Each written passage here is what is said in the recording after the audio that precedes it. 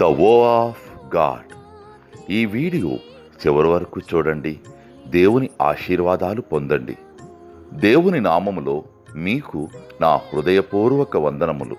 మిమ్మల్ని, మీ కుటుంబమును దేవుడు బహుగా ఆశీర్వదించునుగాక.